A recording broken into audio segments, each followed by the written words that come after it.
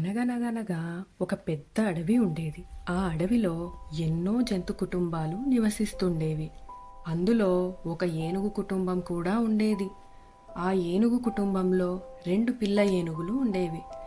ఆ ఏనుగు పిల్లల్లో చిన్న ఏనుగు పిల్ల ఎప్పుడూ కష్టపడుతూ తనకు కావలసిన ఆహారాన్ని తానే సమకూర్చుకుంటూ ఉండేది. రోజులో చాలా గంటలు పనిచేస్తూ కావలసినవన్నీ సమకూర్చుకునేది. పెద్ద ఏనుగు పిల్ల మాత్రం తక్కువ పని చేస్తూ తక్కువ ఆహారం సమకూర్చుకునేది. అలా రోజులు గడుస్తున్నాయి. ఈ మధ్యలో తండ్రి ఏనుగు తల్లి ఏనుగుకి వృద్ధాప్యం వచ్చింది.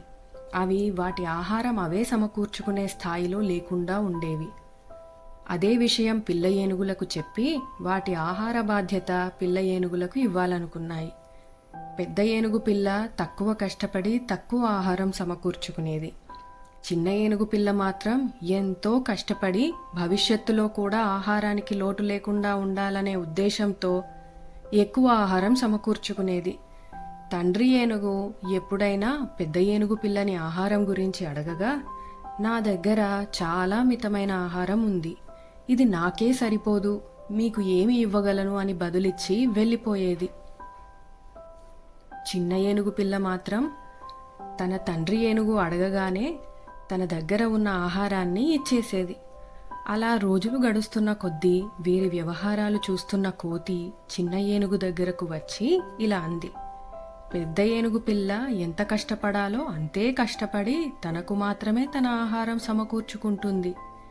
నీవు మాత్రం చాలా కష్టపడి నీ ఆహారాన్ని తండ్రి ఏనుగుకి పంచుతున్నావు. నువ్వు పంచినట్టుగానే పెద్ద ఏనుగు పిల్ల కూడా తన ఆహారంలో ఎంతో కొంత తండ్రి ఏనుగుకి ఇవ్వాలి కదా. ఒకవేళ ఇవ్వడానికి లేకపోతే పెద్ద ఏనుగు పిల్ల కూడా నీలాగా కాస్త ఎక్కువ కష్టపడొచ్చు కదా అని అడుగుతుంది. అప్పుడు చిన్న ఏనుగు పిల్ల, నా దగ్గర చాలా ఆహారం ఉంది, అందులో కొంత భాగం నా తండ్రి ఏనుగుకి ఇచ్చినంత మాత్రాన ఏం తరిగిపోతుంది అని అక్కడి నుండి వెళ్ళిపోతుంది. తండ్రి ఏనుగు కూడా పెద్ద ఏనుగు పిల్ల దగ్గర తక్కువ ఆహారం ఉందని ఆహారం గురించి పెద్ద ఏనుగు పిల్లని అడగడమే మానేస్తాడు. ఎల్లప్పుడూ చిన్న ఏనుగు పిల్ల మీదనే ఆధారపడుతూ ఉంటాడు.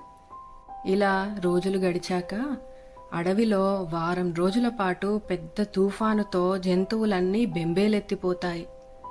చిన్న ఏనుగు పిల్ల సమకూర్చుకున్న ఆహారం తనకు తన తండ్రి మరియు తల్లి ఏనుగులకు కూడా కావలసి ఉండడం వల్ల అతి త్వరలో ఆహారం నిండుకొని వారికి ఆహార కొరత ఏర్పడుతుంది.